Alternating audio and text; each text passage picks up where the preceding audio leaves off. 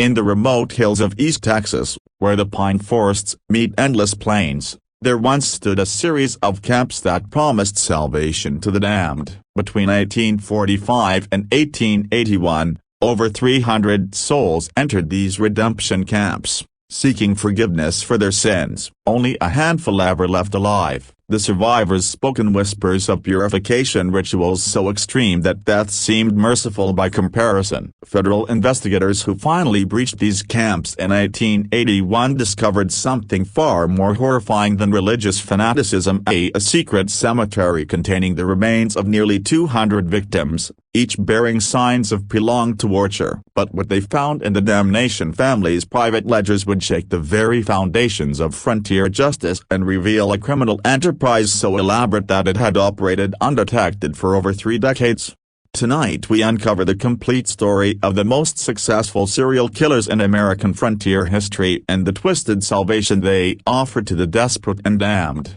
Before we continue with the story of the Damnation family and their reign of terror disguised as salvation, let me ask you something. This channel isn't for everyone, only for those brave enough to face the darkest chapters of American history. If you're one of the few who can handle stories like this, hit that subscribe button and let me know in the comments what state you're listening from. The truth we're about to uncover will challenge everything you thought you knew about faith, justice, and the price of redemption on the American frontier. The year was 1845, and Texas had just joined the Union as the 28th state after nearly a decade as an independent republic. The frontier was a vast, lawless expanse where desperate men and women fled from their pasts, seeking either redemption or ruin in equal measure. It was a land where a man's word was his bond, where justice often came at the end of a rope, and where religious fervor burned as hot as the summer sun.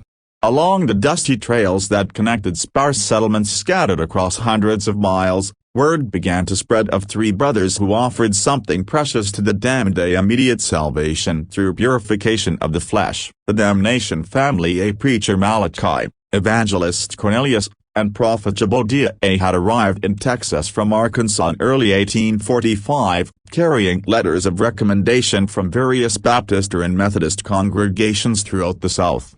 Preacher Malachi Damnation stood 6 feet tall with penetrating gray eyes that seemed to look straight into a man's soul. His black hair was always perfectly groomed, and his voice possessed an otherworldly quality that could make hardened killers weep like children. At 35, he was the eldest and most charismatic of the 3 brothers, capable of delivering sermons that left audiences both terrified and exhilarated. Evangelist Cornelius, 2 years younger, possessed an uncanny ability to read the guilt written on a person's face. He could identify a man's specific sins with such accuracy that many believed he had supernatural powers. His thin frame and hollow cheeks gave him an ascetic appearance that reinforced his reputation for spiritual insight. Cornelius specialized in what the brothers called confession extraction, getting sinners to reveal their darkest secrets. The youngest brother, prophet Jebediah, claimed to receive visions directly from the Almighty. At 28, he was built like a blacksmith with massive hands that he claimed were blessed with healing powers. His role was to oversee the physical aspects of purification, ensuring that each penitent received exactly the level of suffering their sins demanded.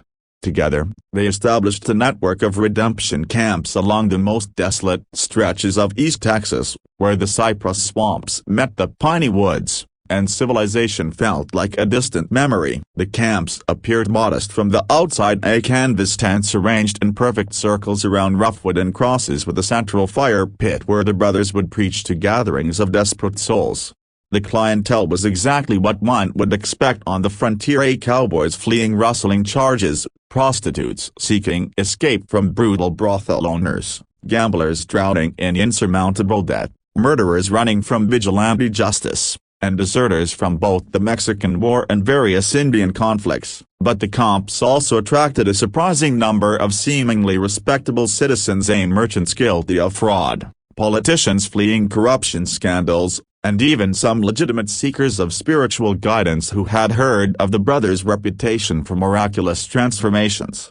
The Damnation brothers preached a harsh gospel of immediate purification that resonated with the violent, unforgiving nature of frontier life.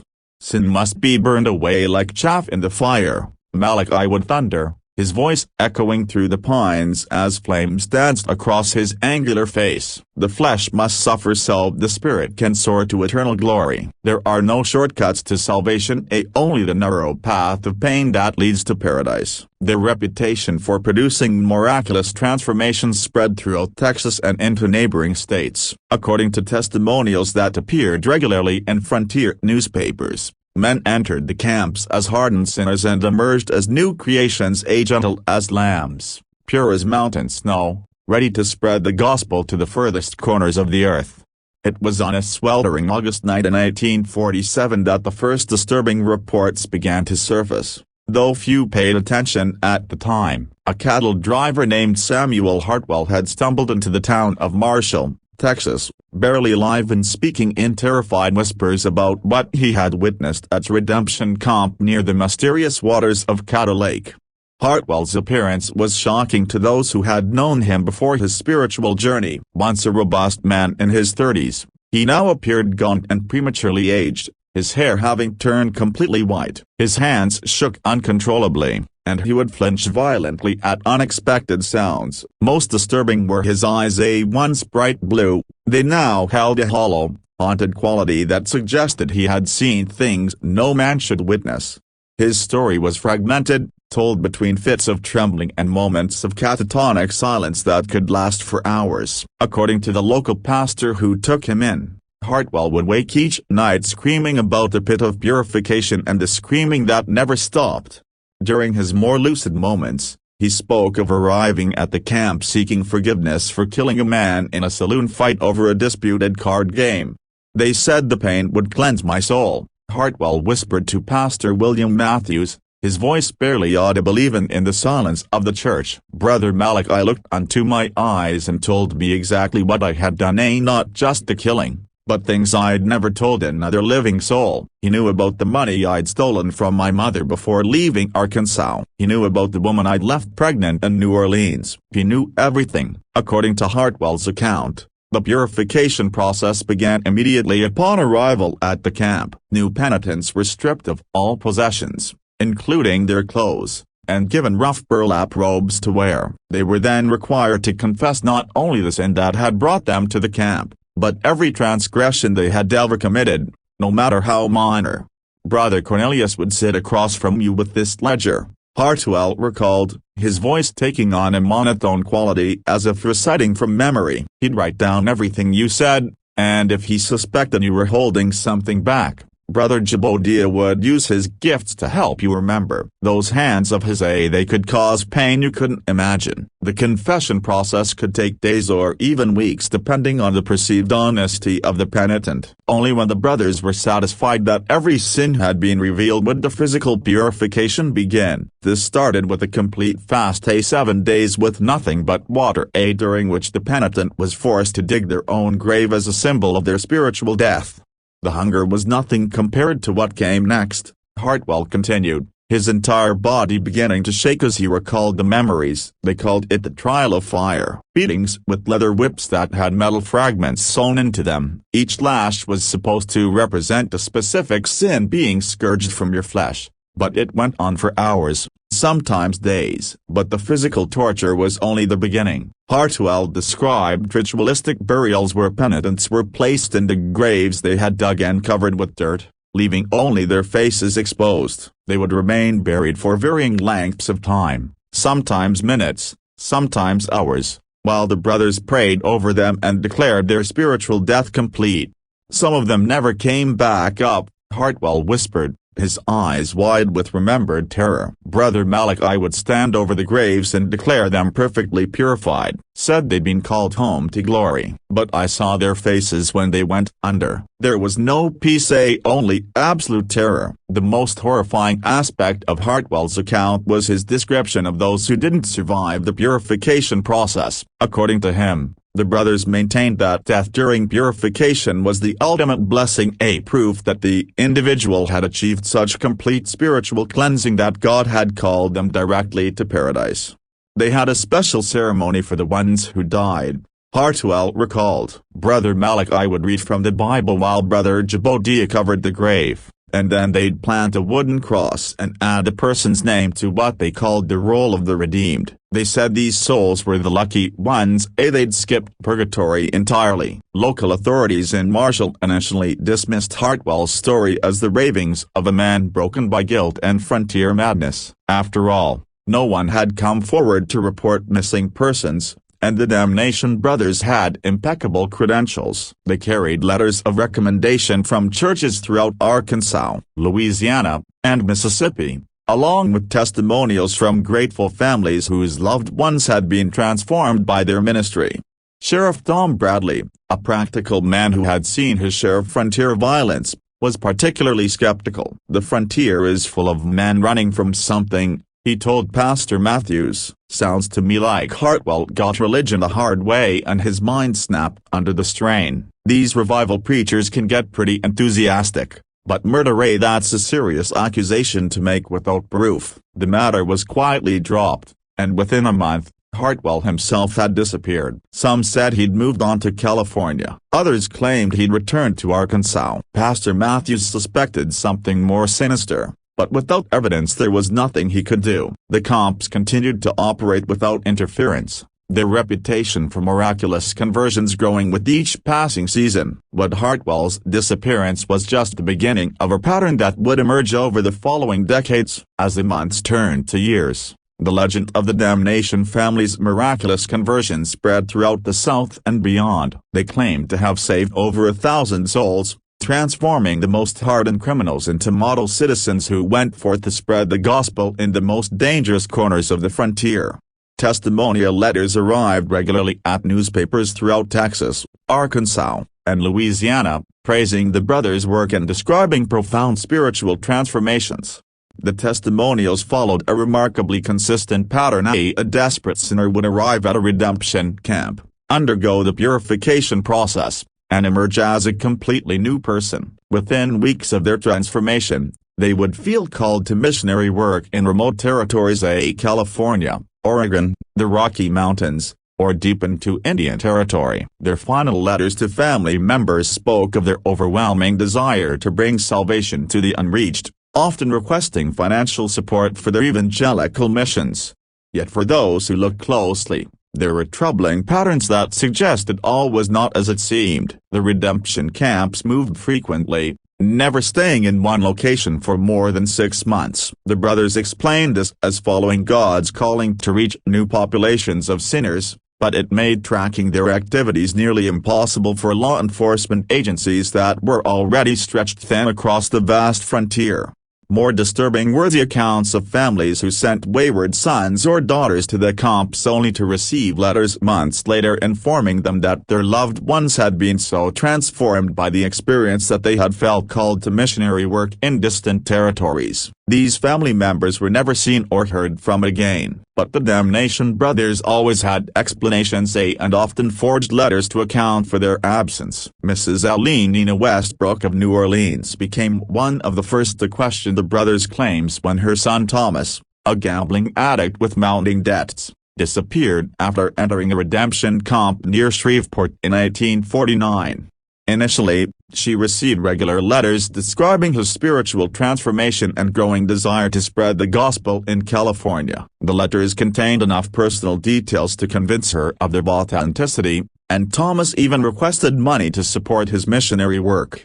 "At first I was overjoyed," Mrs. Westbrook would later tell investigators. Thomas had been heading down a dark path, and these letters suggested he had found salvation. But something about the handwriting bothered me. It looked like Thomas's writing, but there were subtle differences in the way he formed certain letters, the phrases he used. I began to suspect someone was copying his style. When Mrs. Westbrook hired a private investigator to locate her son in California, the results were deeply troubling. None of the churches or missions in the areas Thomas claimed to be working had any record of him. The addresses he provided in his letters were either non-existent or occupied by people who had never heard of Thomas Westbrook or his missionary work.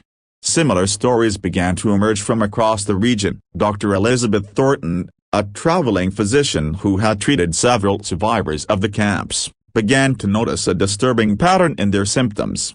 They exhibited signs of severe trauma, She would later testify before a federal tribunal. Not the peaceful countenance of the spiritually redeemed, but the hollow stare of those who had witnessed unspeakable horrors. The few survivors who did return to civilization were indeed changed men and women, but not in the way the brothers claimed. They spoke little, started at sudden noises, and seemed to carry a burden of knowledge too terrible to share. Most disturbing was their universal reluctance to discuss their time at the camps, as if bound by some unholy oath of silence. Dr. Thornton documented several cases that particularly troubled her. Jacob Miller, a former outlaw who had survived the purification process, displayed symptoms she had only seen in soldiers who had witnessed the worst atrocities of war. He would wake screaming about the pit and the ceremony of ascension, she noted in her journal. When pressed for details, he would only say that some forms of salvation came at too high a price. Another survivor,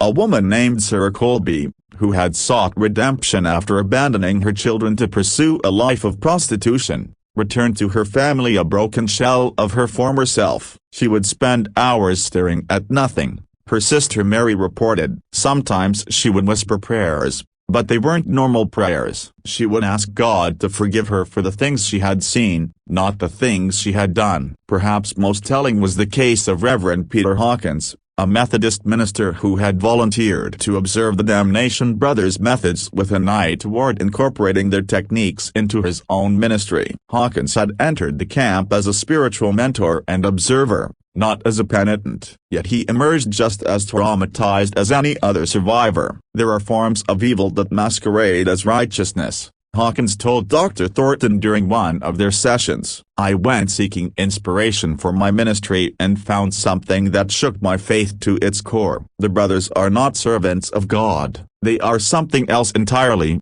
something that uses our deepest spiritual needs as weapons against us. When pressed for specifics, Hawkins would only say that the true purpose of the camps had nothing to do with salvation and everything to do with the exploitation of the most vulnerable members of society. He refused to elaborate, claiming that speaking the truth would only endanger others who might be tempted to investigate. The pattern of mysterious disappearances and traumatized survivors continued throughout the 1850s and into the 1860s, but the chaos of the Civil War provided perfect cover for the Damnation brothers' activities. With entire populations displaced and communication systems disrupted, it became even easier for people to vanish without explanation. However, the end of the war brought new challenges for the brothers and new opportunities for those seeking to expose their crimes. In the spring of 1879, nearly 15 years after the conflict's end, a young Texas Ranger named Captain James Morrison began investigating reports of missing persons throughout East Texas. Morrison was a methodical man with a background in military intelligence, and he noticed something that others had missed: a pattern of disappearances that seemed to follow the movement of the redemption camps like a shadow across the frontier.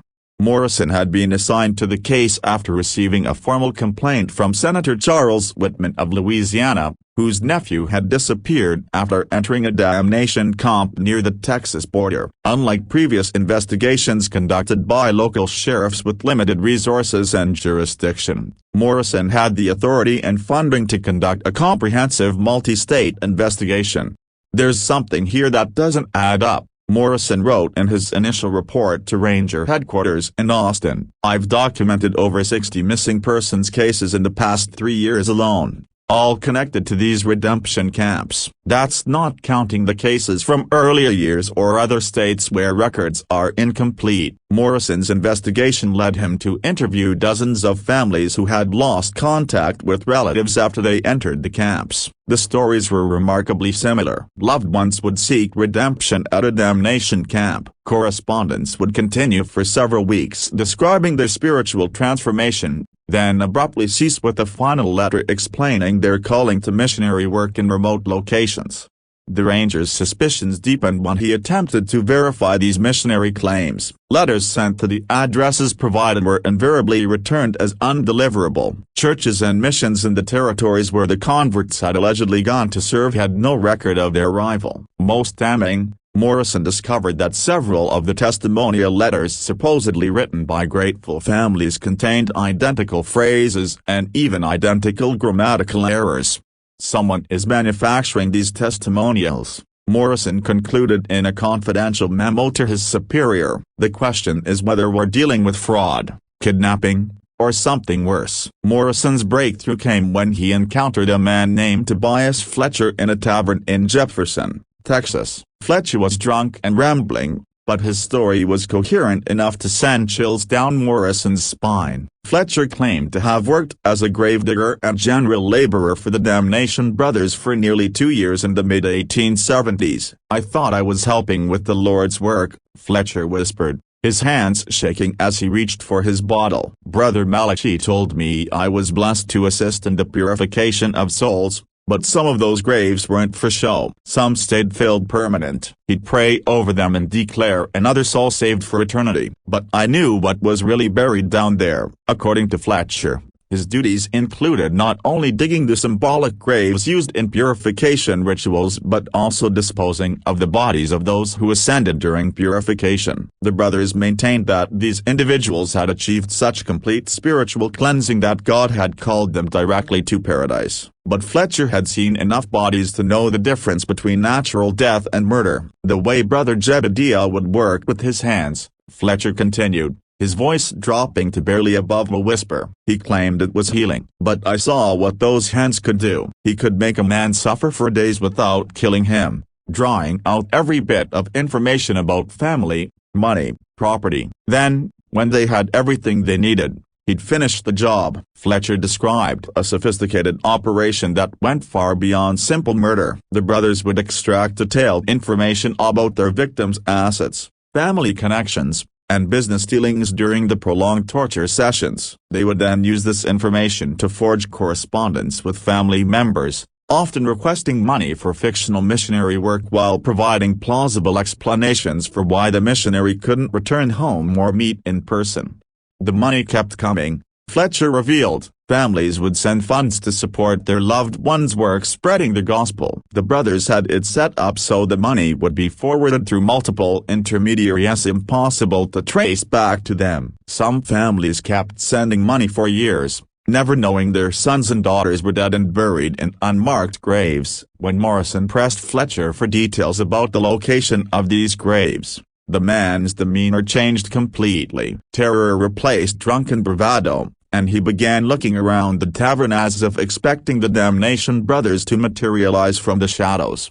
"They got eyes everywhere," Fletcher stammered, suddenly much more sober than he had appeared moments before. "People who ask too many questions about the brothers so they got a way of disappearing, too. I shouldn't have said nothing. God help me. I shouldn't have said nothing." Fletcher fled the tavern that night and was never seen again. Some said he'd headed for California. Others claimed he'd been found dead in the swamps near Caddo Lake. Morrison suspected the latter, but Fletcher had provided enough information to narrow his search to a specific area near the Louisiana border where the brothers were reportedly operating their latest camp.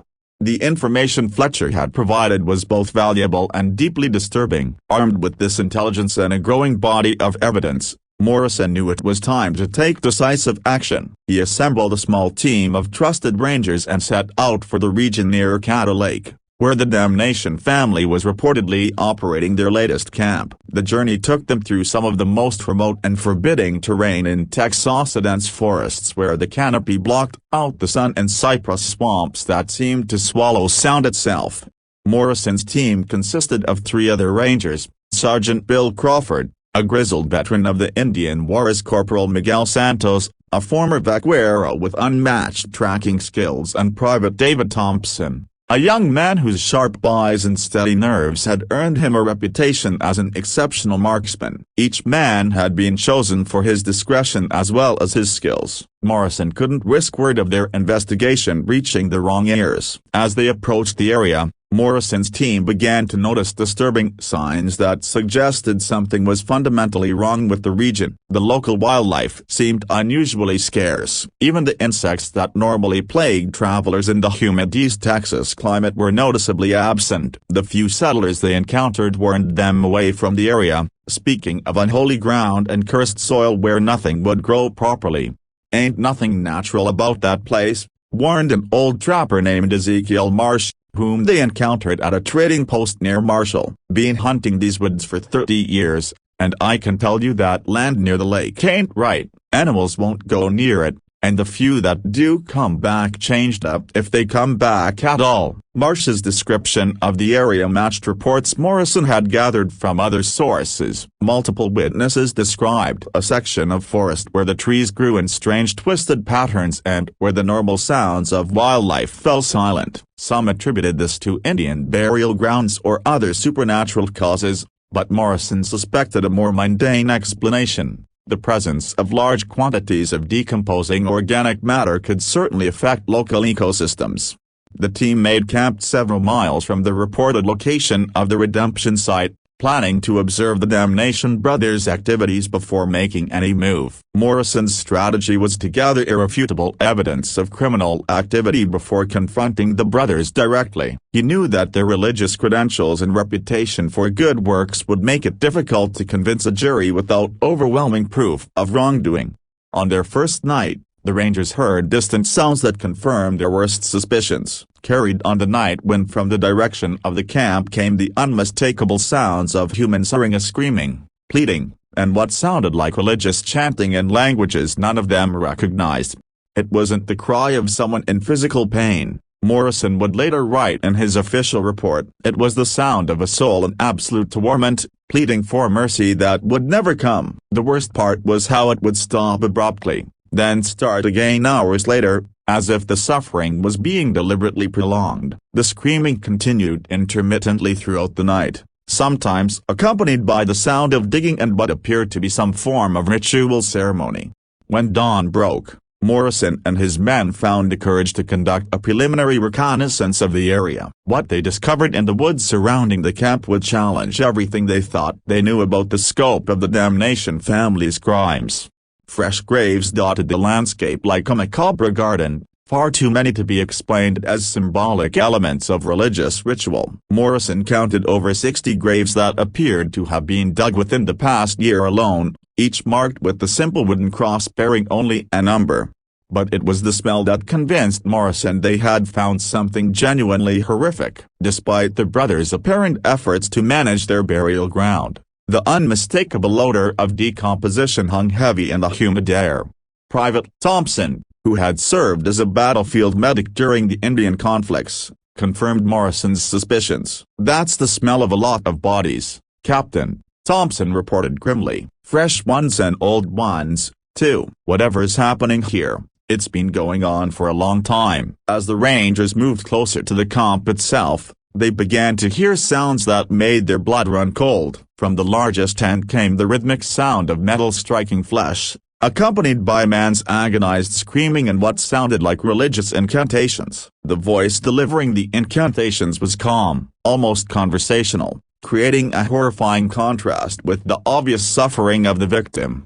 Morrison realized they were witnessing an act of torture session, probably part of the purification process Fletcher had described. The Ranger captain faced a terrible decision: intervene immediately and risk losing the evidence needed to expose the full scope of the brothers' crimes, or allow the torture to continue while they gathered intelligence.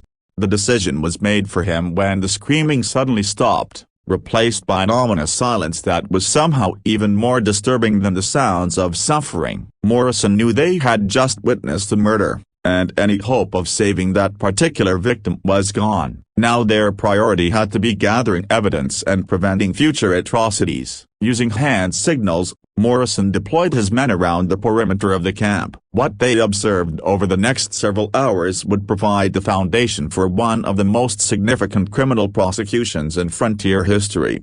The brothers operated with the efficiency of a well-established business, their activities following a precise schedule that suggested years of experience and refinement. What Morrison and his team witnessed during their surveillance would soon lead them deeper into the investigation, revealing layer after layer of criminal sophistication that defied everything they thought they knew about frontier crime. They documented a horrific routine that revealed the true nature of the Damnation brothers' operation. Each morning began with what appeared to be a legitimate religious service, complete with hymn singing and Bible readings. New arrivals would participate in these services, probably believing they had found genuine spiritual guidance. But as the day progressed, the fatal Section 8 of religious devotion would gradually give way to something far more sinister. Individual counseling sessions would begin, during which Brother Cornelius would extract detailed confessions from the penitents. These sessions often lasted for hours, and rangers could hear increasingly desperate pleading from inside the confession that Brother Cornelius has a gift for knowing exactly what people are hiding, Morrison noted in his surveillance log. But I'm beginning to suspect this divine insight comes from more earthly sources, prolonged interrogation combined with psychological manipulation, and probably torture. The brothers had perfected a system for extracting not only confessions, but detailed information about their victims' financial assets, family connections, and anything else that might prove profitable. They would use this information to craft convincing forged correspondence with family members, often continuing these fictional relationships for months or even years after the victim's death. Private Thompson, who had positioned himself closest to the camp, reported observing Brother Jebediah's healing sessions, which were actually torture sessions designed to break down the victim's resistance. "He's got a collection of tools that would make a Spanish Inquisitor proud," Thompson whispered during one of their nightly briefings. "And he knows exactly how to use them to cause maximum pain without killing too quickly." The most disturbing aspect of the brothers' operation was its systematic nature. They had clearly developed their methods over many years, refining their techniques for extracting information, forging documents, and disposing of bodies. The camp Morrison's team was observing was obviously not their first. It showed all the signs of a well-established operation that had been repeated many times in many locations. On the second night of their surveillance, the rangers witnessed what the brothers called the ceremony of ascension, their euphemism for murder. A penitent who had apparently undergone several days of torture was brought to the center of the camp, where Brother Malachi delivered a lengthy sermon about the blessing of spiritual purification. The victim, barely conscious and showing obvious signs of prolonged abuse, was then ceremonially released from earthly bonds by Brother Jebediah. "They're not killing in a fit of religious madness," Morrison wrote in his report. "This is cold, calculated murder performed with the precision of a business transaction. The religious elements are just window dressing designed to provide psychological cover for the perpetrators and explain away the victim's disappearance." The ceremony concluded with the victim being buried in one of the numbered graves. Brother Malachi recorded the ascension in a leather-bound ledger. The rangers realized they were witnessing the final step in a process that had probably been repeated hundreds of times over the past 3 decades.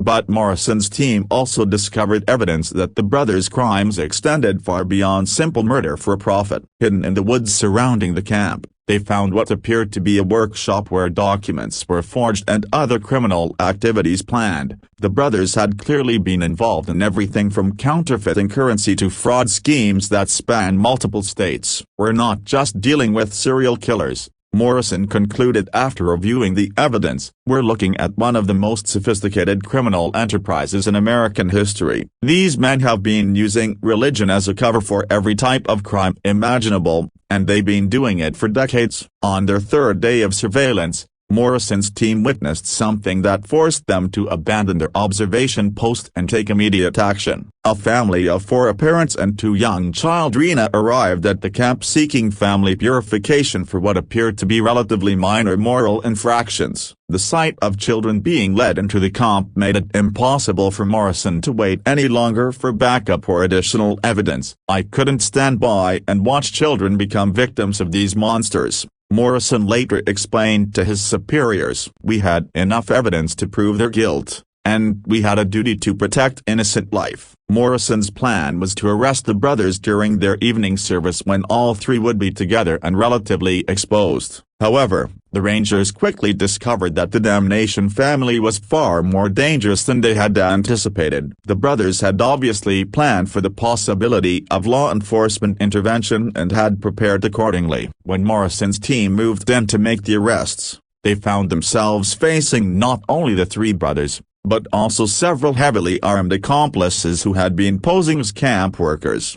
What followed was a gunfight that lasted nearly an hour and left 2 of the accomplices dead and Sergeant Crawford wounded. During the battle, The Rangers were horrified to discover that some of the comp's penitents had been so thoroughly broken by their torture that they actually tried to defend their tormentors. These victims, apparently suffering from what would later be recognized as a form of psychological conditioning, believed that attacking the brothers would result in their own damnation. They begged us not to hurt their saviors, Private Thompson reported. Some of them actually threw themselves between us and the brothers, convinced that we were agents of Satan trying to prevent their purification. It was the most disturbing thing I have ever witnessed. The brothers themselves proved to be formidable opponents. Brother Malachi was an excellent marksman who had obviously seen combat before, while Brother Jebediah's massive size and strength made him dangerous even without weapons. Brother Cornelius, though physically less imposing, demonstrated an uncanny ability to manipulate people even in the midst of combat, using psychological tactics to confuse and demoralize the Rangers. The turning point came when Morrison managed to reach the tent where the brothers kept their records. Inside he found not only detailed accounts of their crimes, but also evidence of their true identities. The Damnation name was an alias. The brothers were actually the Blackwood family, wanted for murder and fraud in Arkansas, Louisiana, and Mississippi. Everything about them was a lie. Morrison discovered their names, their religious credentials, their testimonials, all carefully crafted fiction designed to provide cover for their criminal activities. They weren't misguided religious fanatics. They were career criminals who had found the perfect disguise. With their true identities exposed and their records in the hands of law enforcement, the brothers' resistance began to crumble. One by one, they were taken into custody, though not before Brother Cornelius made a final attempt to escape by taking one of the child victims as a hostage. The standoff that followed revealed the true depth of the brothers' depravity. When Morrison attempted to negotiate for the child's release, Brother Cornelius calmly explained that the child had already been marked for purification and that killing him would actually be an act of mercy. "You don't understand the service we provide," Brother Cornelius told Morrison with chilling calm. "These people come to us broken, sinful, worthless. We give their lives meaning by allowing them to participate in something greater than themselves. Death during purification is the highest honor we can bestow." It was Private Thompson who ended the standoff with a perfectly placed shot that wounded Brother Cornelius without harming the child. The remaining accomplices surrendered immediately, apparently recognizing that their cause was lost. With the immediate threat neutralized and the brothers finally in custody, Morrison's team could begin the grim task of uncovering the full scope of what they had stumbled upon. What they discovered in the hours and days that followed exceeded even their worst expectations, documenting the full scope of their crimes. What they found in the camp and the surrounding area exceeded their worst expectations and provided evidence of criminal activity spanning over 3 decades. The brothers' record-keeping was meticulous and damning. Their ledgers contained detailed information about more than 400 victims, including names, backgrounds, methods of execution, and the amounts of money extracted from their families through fraudulent correspondence. The records showed that the brothers had been operating since at least 1843, 2 years before their arrival in Texas. They kept records like it was a business, Morrison reported. Each victim was assigned a number and they tracked everything of how much money was stolen, what information was extracted, even which torture methods were most effective for different types of people. It's the most coldly methodical approach to murder I've ever encountered. The physical evidence was equally horrifying. Excavation of the numbered graves revealed the remains of nearly 200 individuals, most showing signs of prolonged torture before death. The victims ranged in age from teenagers to elderly individuals and included both men and women from all walks of life. Forensic examination of the remains conducted by Dr. Elizabeth Thornton and a team of medical experts brought in from Austin and New Orleans revealed the sophisticated nature of the brothers' torture methods. They had clearly studied human anatomy and psychology, Dr. Thornton reported. Their techniques were designed to maximize suffering while keeping victims alive as long as possible. The discovery that shocked investigators most was evidence that the brothers had been experimenting with different methods of prolonged torture, apparently seeking to develop more effective interrogation techniques. Some victims showed signs of having been subjected to multiple different torture methods over extended periods, suggesting that their suffering had been used as a form of research. This wasn't just about extracting money or information, Morrison concluded. I believe these men derived genuine pleasure from causing suffering. The religious framework provided justification for their sadistic impulses while also attracting a steady supply of vulnerable victims. The workshop Morrison's team had discovered yielded additional evidence of the brothers' criminal versatility. In addition to document forgery equipment, they found printing plates for counterfeit currency, stolen religious artifacts that had been modified for torture purposes, and detailed maps showing the locations of other camps the brothers had operated throughout the South. Perhaps most disturbing was the discovery of what appeared to be a training manual written by Brother Malachi detailing methods for identifying and exploiting vulnerable individuals. The manual included psychological profiles of different types of victims, techniques for gaining their trust, and step-by-step instructions for extracting maximum value from each person before their death. They had turned human exploitation into a science, Dr. Thornton observed after reviewing the manual. Every aspect of their operation was calculated to maximize profit while minimizing risk of detection. It's a level of systematic evil that defies comprehension. The scope of the brothers' network became clear when investigators examined their correspondence with accomplices in other states. The Damnation family had not been operating alone. They were part of a larger criminal organization that included forgers, con artists, and even some corrupt law enforcement officials who had been paid to look the other way.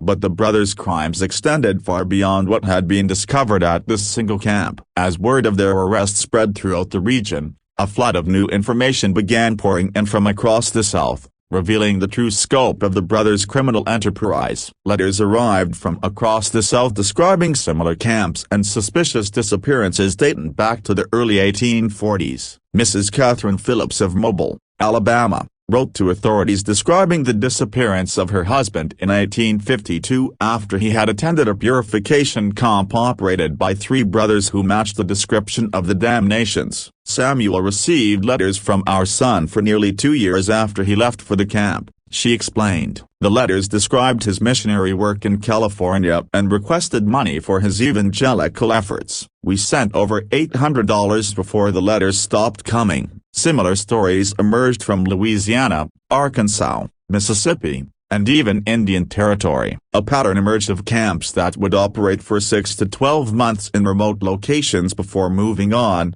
leaving behind only vague stories of successful conversions and departed missionaries.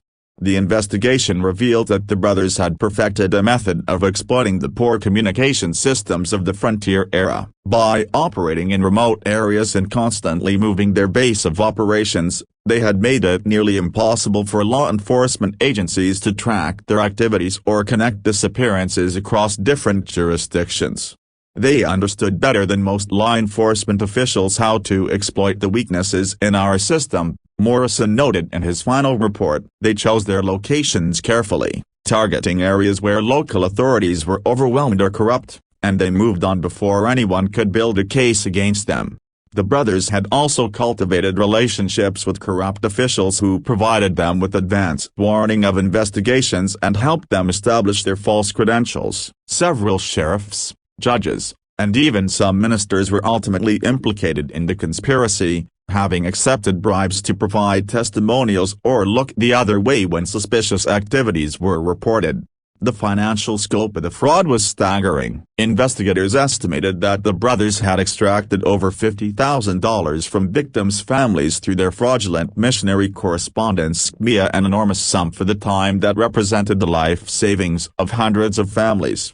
But the psychological damage extended far beyond financial loss. Families across the South had spent years believing their loved ones were performing noble work spreading the gospel only to discover that they had been murdered within days or weeks of entering the camps. The revelation destroyed not only individual families but entire communities that had taken pride in supporting what they believed was important missionary work.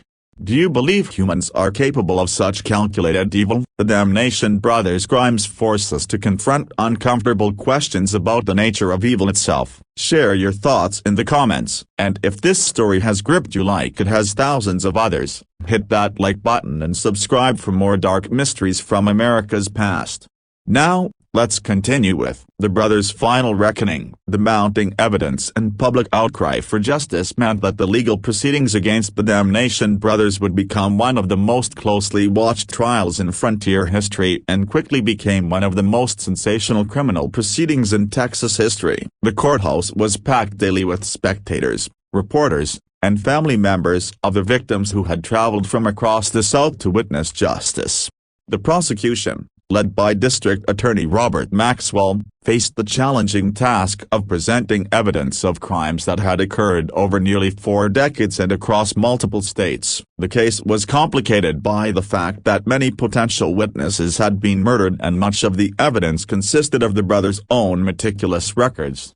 Gentlemen of the jury, Maxwell declared in his opening statement, "You are about to hear evidence of crimes so heinous, so systematically evil, that they challenge our fundamental beliefs about human nature. The defendants have masqueraded as servants of God while serving only their own twisted desires for wealth and power." The defense strategy, led by prominent attorney James Worthington, attempted to portray the brothers as misguided religious zealots whose extreme methods had been motivated by genuine, if misplaced, spiritual fervor. Worthington argued that the brothers had genuinely believed they were saving souls and that any deaths had been unintentional results of overly enthusiastic religious practices. "My clients are guilty of excessive zeal or perhaps even criminal negligence," Worthington argued, "but they are not the cold-blooded killers the prosecution would have you believe. They are men who became so consumed with their mission to save souls that they lost sight of the limits of earthly authority." This defense strategy quickly crumbled when the prosecution began presenting testimony from survivors and reading excerpts from the brothers' own records. The methodical nature of their crimes, the detailed financial tracking, and the evidence of systematic torture made it impossible to maintain the fiction of religious motivation. Brother Malachi's own testimony proved particularly damaging to the defense. Rather than showing remorse or claiming religious justification, he spoke with cold pride about the efficiency of their operation and their success in avoiding detection for so many years. "We provided a service that society needed but was unwilling to acknowledge," Malachi testified with chilling calm. "The frontier is full of broken people who have no purpose, no value, no hope. We gave their meaningless lives meaning by allowing them to contribute to something greater than themselves." When asked by the prosecution to explain the torture and murder, Malachi's response shocked even the experienced court reporters. "Death is inevitable for all men. We simply made sure that these particular deaths served a useful purpose. The money we extracted supported important work that these individuals could never have accomplished on their own." Brother Cornelius proved equally unrepentant during his testimony. He described in detail his methods for extracting confessions and financial information, speaking as if he were explaining a successful business model rather than confessing to torture and murder. "People want to confess," he explained matter-of-factly. "They carry guilt that poisons their souls, and they're grateful for the opportunity to unburden themselves. My gift was simply knowing how to help them overcome their natural reluctance to tell the complete truth." Brother Jebediah's testimony was perhaps the most disturbing, as he described his torture methods with the enthusiasm of a craftsman discussing his trade. "Pain is a teacher," he explained. "It strips away pretense and reveals truth. My hands were blessed with the ability to apply exactly the right amount of pressure to achieve the desired result." The prosecution's case was bolstered by testimony from Dr. Elizabeth Thornton, who provided expert medical testimony about the victims' injuries and the sophisticated nature of the torture methods used. These men had clearly studied human anatomy and psychology. She testified, "Their methods were designed to maximize suffering while keeping victims alive as long as possible. The work of experts, not religious fanatics." The most powerful testimony came from the handful of survivors who had lived through the brothers' purification process. These witnesses provided first-hand accounts of the torture, psychological manipulation, and systematic murder they had witnessed during their time in the camps. Samuel Hartwell, the cattle driver whose 1847 testimony had first raised suspicions about the camps, was brought back to testify despite his obvious psychological trauma. His description of the purification process provided the jury with a detailed understanding of how the brothers operated. "They didn't just want to kill us," Hartwell testified, his voice barely audible in the packed courtroom. "They wanted to break us completely, first to body, mind, and spirit." The torture wasn't just about extracting information. They enjoyed watching us suffer. Other survivors corroborated Hartwell's account and provided additional details about the brothers' methods. Rebecca Marsh, a former prostitute who had survived 3 weeks in a camp, described how the brothers used psychological manipulation to break down their victims' resistance. "They would tell you that your suffering was necessary for your salvation," she testified. "They made you feel grateful for the torture, convinced you that you deserved it. By the time they were finished with you, you believed that dying would be a mercy and that believing it would make you one of the blessed." Perhaps most disturbing was the testimony of Jacob Wheeler, a former accomplice who had helped the brothers with their forgery operations before developing a conscience and escaping. Wheeler provided insider details about the scope of the criminal enterprise and the brothers' long-term planning. "They had it all mapped out," Wheeler testified. "They knew exactly how long they could operate in each location before suspicion would build, and they had escape routes planned for every camp. They even had contingency plans for what to do if law enforcement got too close." Wheeler's testimony revealed that the brothers had been planning to expand their operations to California and Oregon, where the gold rush had created new populations of desperate individuals who might be vulnerable to their schemes. "They saw the western migration as a business opportunity," he explained. "All those people heading west with money and no family connections to track them down if they disappeared." One of the most shocking moments of the trial came when the prosecution revealed the brothers' true identities and criminal histories. Court records from Arkansas showed that the men calling themselves the Damnation family were actually Jacob Cornelius and Josiah Blackwood, brothers who had been wanted for murder and fraud since 1841. The Blackwood brothers had originally operated as confidence men in Little Rock, Arkansas, before graduating to more serious crimes. Their first known murder had occurred in 1842, when they killed a wealthy merchant who had discovered their fraudulent activities. Rather than face justice, they had fled west and assumed the identities of deceased ministers whose credentials they had stolen from a burned church. Everything about the religious personas was carefully constructed fiction, Prosecutor Maxwell revealed to the stunned courtroom. They studied legitimate religious practices and terminology well enough to fool even experienced ministers. Their entire identity as the Damnation family was an elaborate disguise created to provide cover for their criminal activities. The revelation explained many of the inconsistencies that had troubled investigators over the years of the brothers' unusual interpretations of Christian doctrine, their reluctance to associate with other ministers, and their constant movement between locations all made sense when viewed as the behavior of criminals maintaining false identities. DNA evidence also revealed that one of the men calling himself Jebediah Damnation was not actually related to the other two brothers. Court records showed that Jebediah was actually Walter Grimm, a former soldier who had been discharged from the army for brutality toward prisoners during the Mexican War. Grimm had joined the Blackwood brothers sometime in the late 1840s and had proven so valuable to their operations that they had included him in their assumed family identity. After deliberating for less than 3 hours, the jury returned guilty verdicts on all counts for all three defendants. The evidence had been so overwhelming and the crime so heinous that there was no realistic possibility of acquittal. Judge Harrison Caldwell, a stern man who had presided over many frontier justice cases, delivered sentences that reflected the unprecedented nature of the crimes. "In my 30 years on the bench," he declared, "I have never encountered evil of such systematic, calculated nature. Your crimes represent not only murder and fraud, but an assault on the very foundations of civilized society. Jacob Blackwood, a brother Malisha, was sentenced to death by hanging for 17 counts of first-degree murder. Cornelius Blackwood, a brother Corneliusa, received the same sentence for 12 counts of murder and numerous counts of fraud and torture. Walter Green, a brother Jebediah, was sentenced to death for 23 counts of murder, making him responsible for more confirmed deaths than either of his partners.